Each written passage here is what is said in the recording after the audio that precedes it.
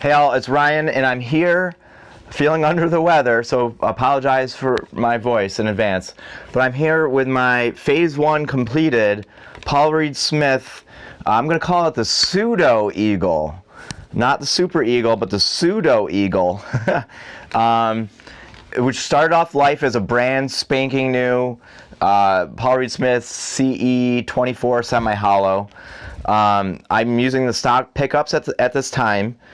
And if anyone out there has a black switch tip, I mean, I'll probably place an order soon, but that's one thing that I think I'm missing from this looking complete. But anyway, this is really cool. I've been getting a ton of direct messages on Instagram ever since I started posting pictures. This was the project I was going to tackle next. On Instagram, I got a ton of direct messages, a bunch of great feedback, so thank you guys. And I can only think that that's largely because this total mod can be attainable. I know that the original guitar, I mean, it's out of my budget for sure, you know, 12 grand, brand new. And you see them on Reverb right now going for like $17,000, $23,000. Don't get me wrong, it's a beautiful instrument, and I'm gonna argue that it's probably really well made. No argument against that. You know, the wood is beautiful, everything about it is fine-tuned. But for me, I can't afford it, but I wanted to experiment with those tones. I really like Dead & Company. It's really grown on me.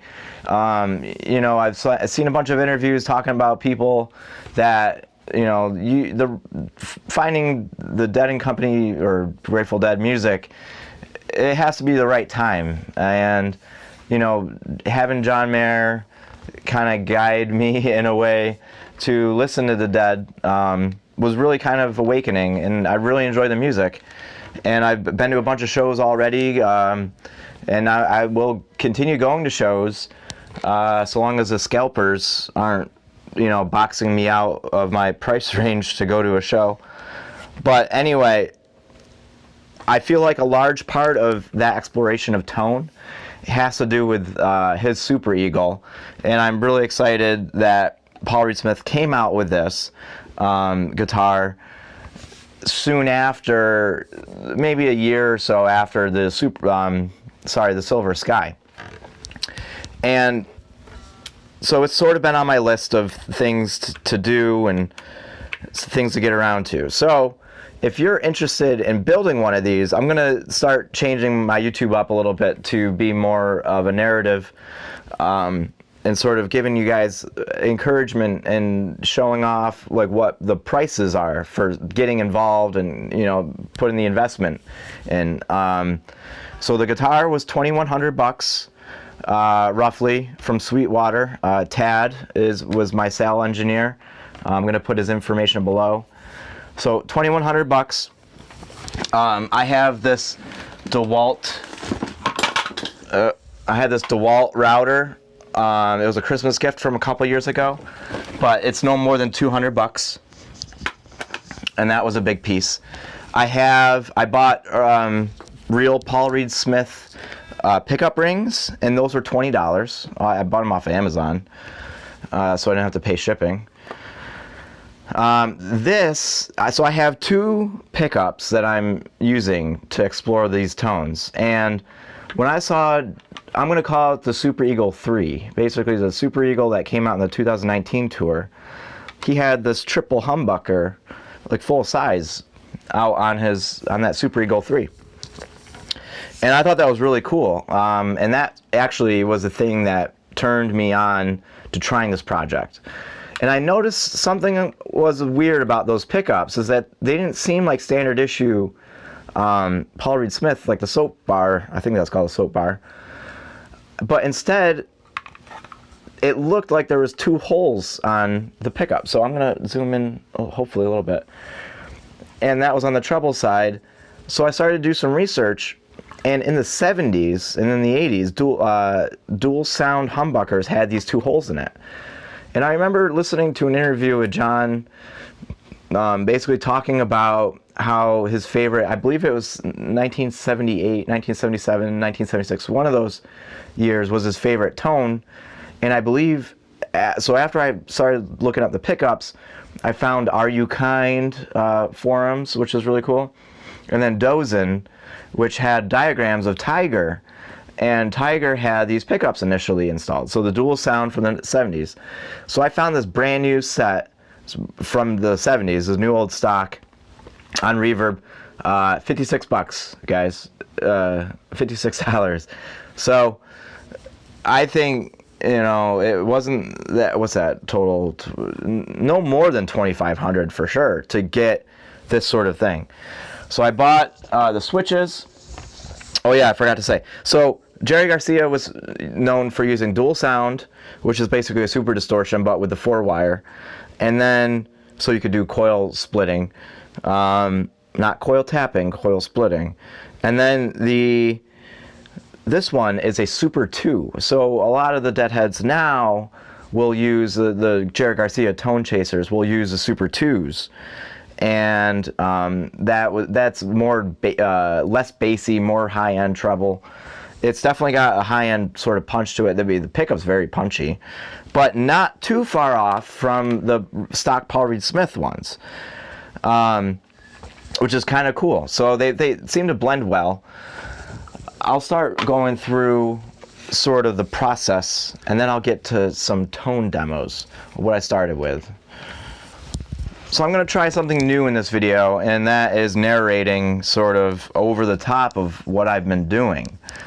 So not to draw out videos very long, but just to kind of sort of keep things going, hopefully.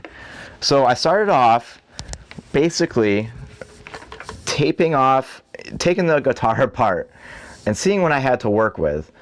And what I started to find was that the pickup route, you know, I can use basically the one that the Paul Reed Smith has, and then just start drawing lines with some tape. So I laid down some tape, and then I just started drawing straight lines using a straight edge ruler down to sort of get my measurements out.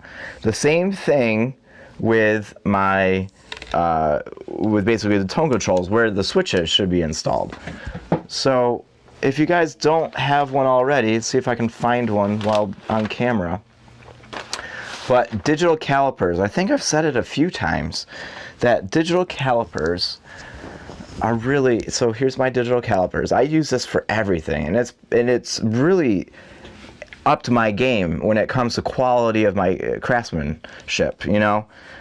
So I basically found out where dead center was, and then that's where the pickup selector would be, but it's off axis. So what I did was I opened up the back panel and I started to measure, you know, where along the outside of the route, so I can use the stock pickup cover, would these switches go where they're just basically would fit. So I laid down a piece of tape, measured how far in a switch would be based on that, and then I sort of laid it on the tops and made an offset. So on my guitar, you'll see that the real Super Eagle has these switches on the inside of the guitar, but I wouldn't have any room with the stock routing for this 5-way pickup selector, the CRL switch. So, which are great switches, by the way. They're amazing. I put them in all my Strats. I was asked recently what switches do I use, and CRL 5-way with the spring with the spring is what Custom Shop uses too, Fender Custom Shop. So anyway, found straight line. I used my digital calipers to mark where the offset was for my switches, and then I measured the switches themselves, and then put a 1/8 inch gap between each switch in the back here, and that sort of gave me a rough. Well, it didn't give me a rough. It actually gave me the correct spacing for all of the switches. It looks good to me. So that was measuring. After measuring, I drilled the holes for the switches, I believe. I drilled the holes for the switches, and there was just straight, nothing more in that cavity at that time. Well, so as I was marking everything down, here's my the official Paul Reed Smith for the CE24. You're using ACC 4261I for ivory. This came with a pack of 2 pickup selectors. You'll see that they're slightly pitched. They're flat on the bottom, but they're pitched on the very top. So the skinny side goes towards the neck, and then the thicker side goes towards the bridge. But anyway, so I picked this up, and then I actually used a 200 grit sandpaper because the pickup ring was too big to fit between the 2 pickups. Not by much, but big enough. So I just took them, basically I took the pickup ring, put my fingers inside, and then found a flat surface, of course, for the 200 grit sandpaper. And then I just went up and down like that. Until I filed both sides down accordingly and it fit in real nice. So that's what I did there.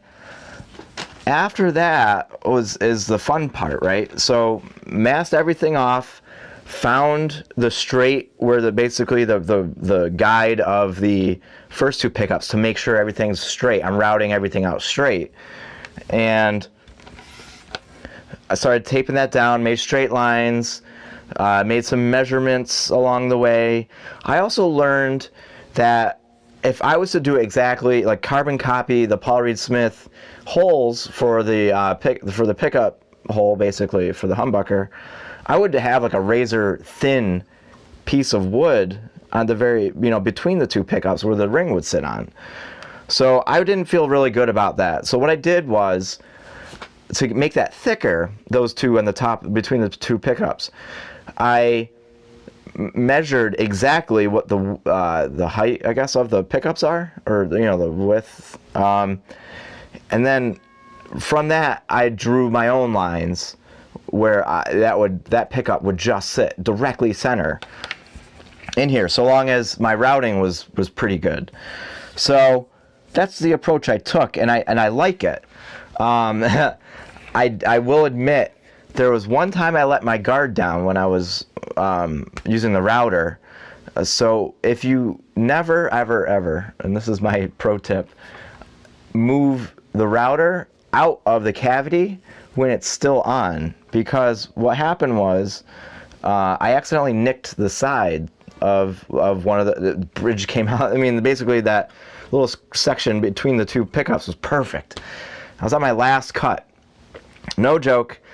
Lifted up the router, and it caught somehow the body, and it basically spun the body around and did some damage on the inside. Not too bad. It was absolutely fixable, so I'm not too worried about it. But it could have been avoided if I just took my time. I was pretty interested. It was really cute. My daughter was super excited to help me somehow.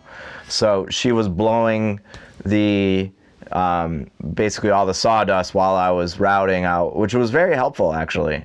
So if you have a air compressor, I recommend that you use that. I don't know if a can of air will help you. Maybe it will in a pinch, but that would be helpful. So as I started routing that hole, I went an inch deep, and I could have got away with going a little bit less than an inch deep, because the inch deep is basically to clear the screws for the outside where the pickup is, the height selection, or the height can be adjusted. But what I noticed was the cavity actually for the wiring opened up naturally, so I didn't have to drill into the side of the body at all to get to where the electronics could be routed. It was already there once I took the router and noticed what was going on, which is cool. I like that. Made it easier for me. So basically all the challenge, it was great. I highly recommend you tape the whole body, front and back.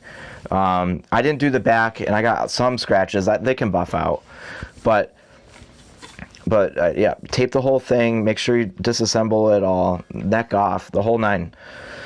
And then I noticed that the back, I started to figure out what I should do with the 5-way switch. So I went to my local Ace Hardware and bought a cutting wheel. So I mean, that's a little bit of an expense, for you. Like getting a Dremel and then a little 1/8, I think it's 1/8 inch cutting wheel. It's kind of big, but you don't need the big one. You just need a small one. It's one that would fit in this hole.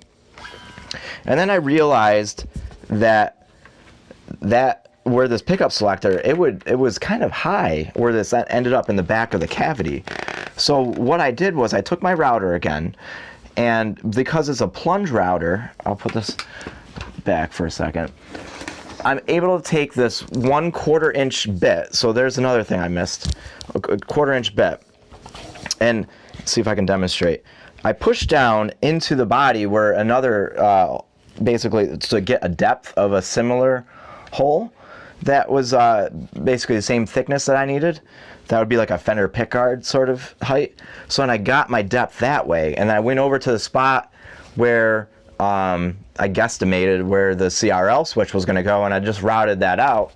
And you know, after a few attempts, I brought my router over, and or I brought the switch over and saw what was going on and how much room I needed. I was pretty much done with that hole. I cleaned it up. So what I did was I bought a basically for a hacksaw, a very fine tooth hacksaw, and I just used that in and out to clean up the edges of my switch. So it was a little rough at first, but I was able to clean it. And plus, if you don't go far enough, this switch won't lock all the way down. So you just want to make sure that you've completed the whole line, cutting that line. All right, so now after I got all the routing done and I got my holes drilled, I went to the hardware store again to find a washer that would fit in the original pickup selector hole, and I did that. And then I found basically a big washer for the backside, and then a washer that will just fit in here. The size, I believe, is a 3/16 hole. A quarter, I don't know. I think maybe my hardware store had a mix, incorrect mix, but the 1/4 inch, which is supposed to be what the width was, didn't work. So, but anyway, so bring a switch with you. In other words, I did buy a pack of 5 or 10, sorry, of these switches on Amazon after reading the good reviews. I normally get my switches. I'm really particular about switches. And I usually go with lovemyswitches.com or Small Bear, but I've also had issues with other companies and other websites. So I'm pretty particular, and these are great. So I have not had a problem with these yet, and they're like $10, so cheaper than where I was going and getting them before. So electronics wise, so I started there. Because I don't know much about the preamp yet, I wanted to make this guitar basically a passive only version, not an active yet, but I'm close. So I have a Super Eagle owner that's been super kind with photos, and you know, he's a fellow engineer, so thank you. I don't know, we didn't really discuss disclosing your name, so I will just keep you anonymous for now. So, but you know who you are. Thank you. And basically the pickup cavity is all copper taped. So I went ahead and did the aluminum, the copper tape first. And I bought that off of Amazon, link below. And after I taped the whole cavity as best as I could, I just started wiring things. More or less, and I'll show a wiring diagram on the screen now. But some of the challenges I came across was figuring out what polarity or what pole on the humbucker was supposed to, you know, be active when I did my coil split, because that makes a difference in the tone, just that little section. You know, what did Jerry Garcia use? So that sort of things were going through my mind when I was doing the wiring. And then when I got it all wired, I noticed that my in-between positions were sort of weak. So when I did that, I did some reading. So now I'm pretty well versed in humbuckers. I never really dealt with humbuckers before, as you can see on my wall. Mainly a single coil and Stratocaster kind of guy to date. So I fixed it basically after doing a bunch of reading. And now this guitar sounds great. I really like the way this sounds.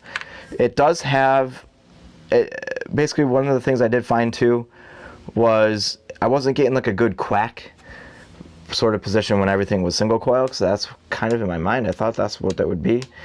And I was watching a bunch of footage of John Mayer playing his Super Eagle in 2017 because I have the Dual Professional, and I wanted to sort of see what that tone and see if I can make my own version of that tone. I don't have a J mod, maybe one day. I think it's kind of a cool amplifier, but it wasn't getting the quack. So what I learned was you take that Super 2 or that pickup that's in the middle, and then you can do one of two things. You can either take the magnet out, which is kind of cool about humbuckers, and rotate the magnet or flip the magnet, or you can just flip the whole pickup. And I thought that was really cool. It took me a while to read and sort of admit that doesn't make a difference according to a bunch of sources, and even like DiMarzio themselves and such, about the pickups not making a difference. So I rotated the pickup 180 degrees. Now I have great phase, and I have the right polarities where it gives me that quack. And subsequently, it gives me a great sort of Dead & Company, not Jerry Garcia. I think Jerry Garcia and Dead & Company sound very different as far as John's guitar versus Jerry's guitar and setup. So because Jerry had, the JBLs and the Fender Twin that was dimed on treble and mid almost and no bass, where Mayer has more of a girth to his tone, and I love that.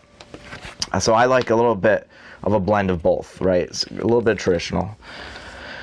So I've been saying so a lot, and apparently I need to work on that. But let me see if I can fake through a couple tunes.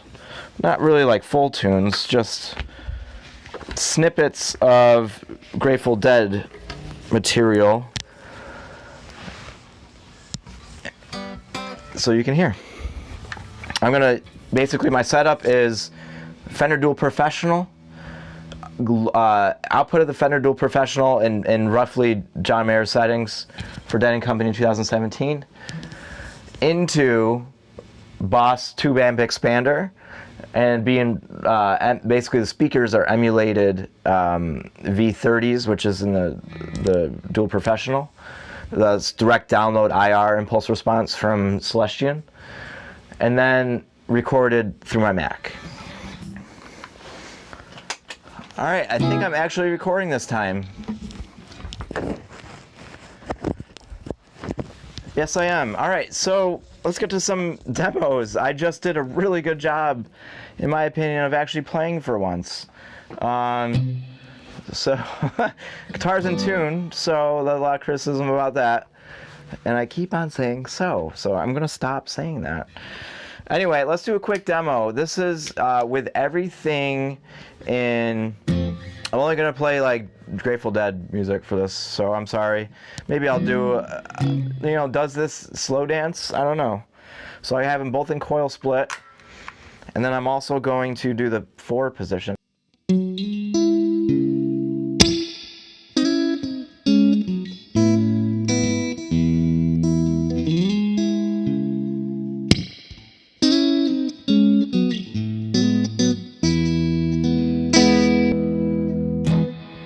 Not bad. Anyway, everything's in coil split. Let's go through the neck pickup.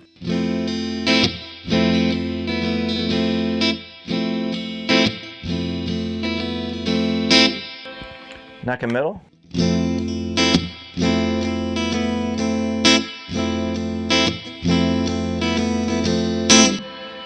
Middle.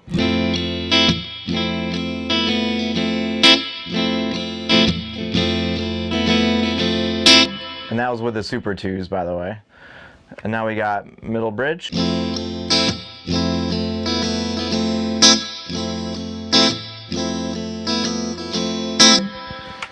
All right, now we're going to go bridge.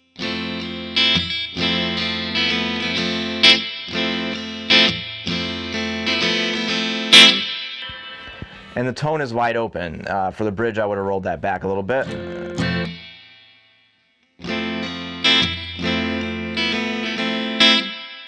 All right, let's do that all again, but in full humbucker mode for all of them. Starting with the neck. 15 Paul Reed Smiths.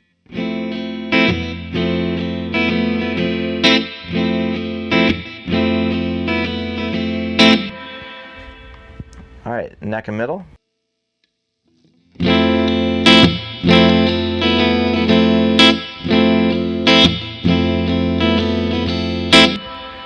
Middle with the Super 2s.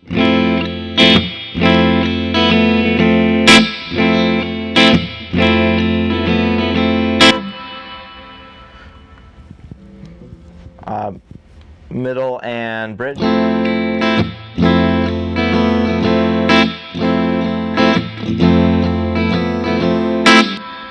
And then just a bridge.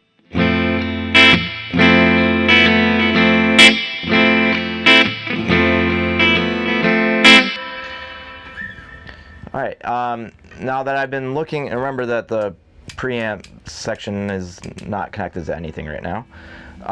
But watching back some of John Mayer in 2017, where he's using the Dual Professional and the Super Eagle, he uses basically the middle pickup is split, the bridge pickup is in humbuck mode, and then the selection switch is on middle and bridge. So let's see what that sounds like.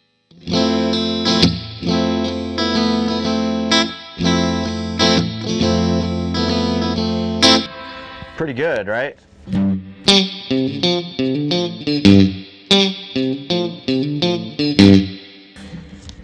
To my ears, it sounds a little muddy, but I'm gonna guess from what I've been, seeing reviews of the real Super Eagle and demos, the buffer is gonna make the big difference in getting that clarity.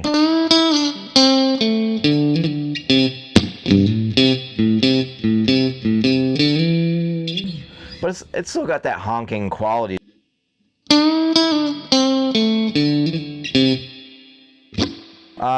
What else? Let's do middle pickup, or I'll just go.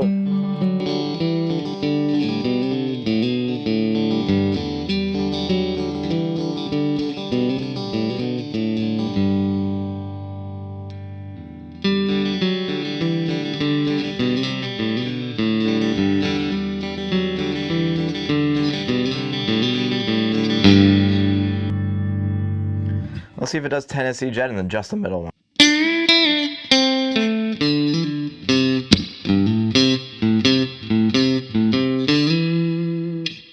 That was pretty good. Let's see what it sounds like with the middle and then the clon.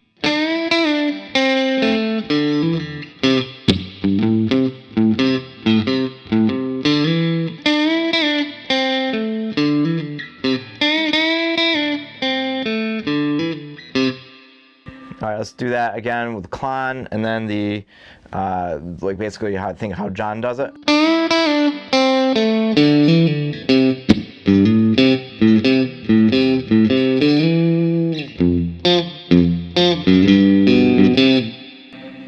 All right, let's see what just the middle.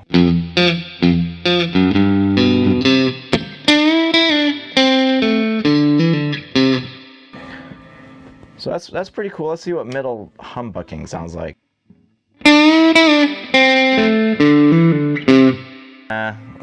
It's better split.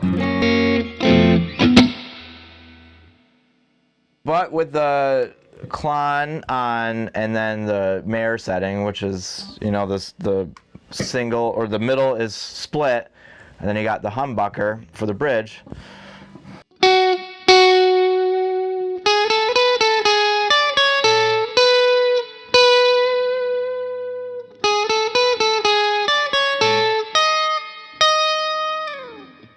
I think it sounds pretty good.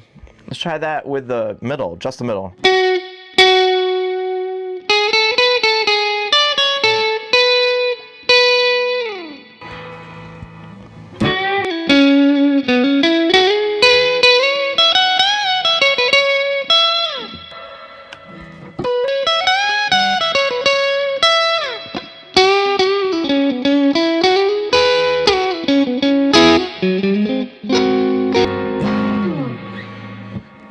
blues guy, so I always gravitate back to